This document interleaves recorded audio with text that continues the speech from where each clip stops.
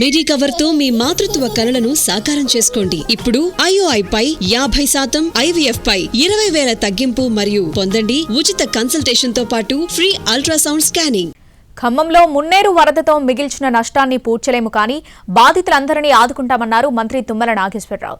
సూర్యాపేట, నల్గొండ, వరంగల్, ఇతర జిల్లాల నుంచి శానిటేషన్ సిబ్బందిని, వైద్య సిబ్బందిని ఖమ్మం రప్పించామన్నారు. వారందరితో క్లీనింగ్ కార్యక్రమాలు కొనసాగుతున్నాయని చెబుతున్న మంత్రి తుమ్మల నాగేశ్వరరావుతో మా ప్రతినిధి Bhupal face to face.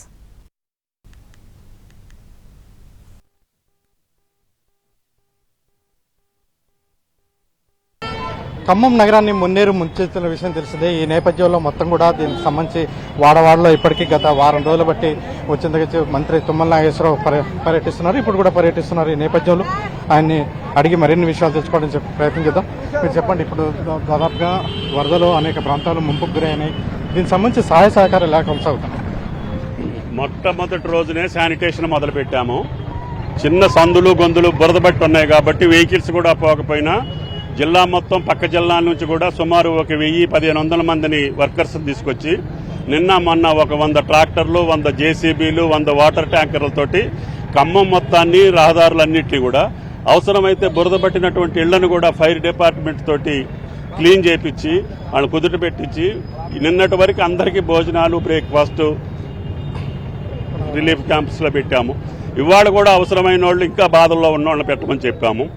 Relief క్యాంపులు వాళ్ళు కుదుటపడేదాకా కంటిన్యూ అవుతాయి. ఈ లోపల కుదుటపడ్డ వాళ్ళందరికీ కూడా నిత్యావసర సరుకులు, బట్టలు, పాలు, వాళ్ళకి కావాల్సినటువంటి నిత్యావసర వస్తువులన్నీ ఇంట్లోకే పంపిస్తున్నాం. దానికి లిమిట్ లేదు.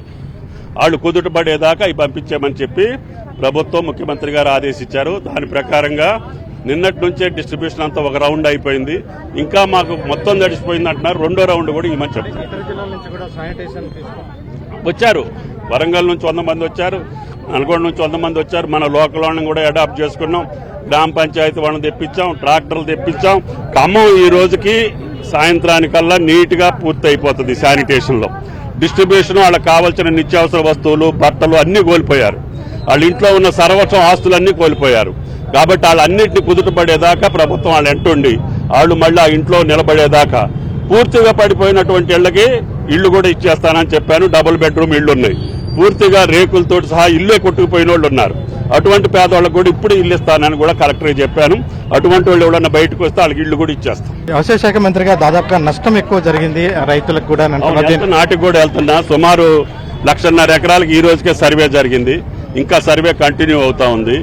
తప్పకుండా నష్టపోయినటువంటి రైతులందరికీ కూడా 10,000 రూపాయలు ఎకరానికి ఇవ్వమని చెప్పి ముఖ్యమంత్రి గారు చెప్పారు. 10,000 రూపాయలు పంపిస్తాం. వీళ్ళకు కూడా ఇంటింటికి 10,000 రూపాయలు వాళ్ళ అకౌంట్లో వేస్తాం.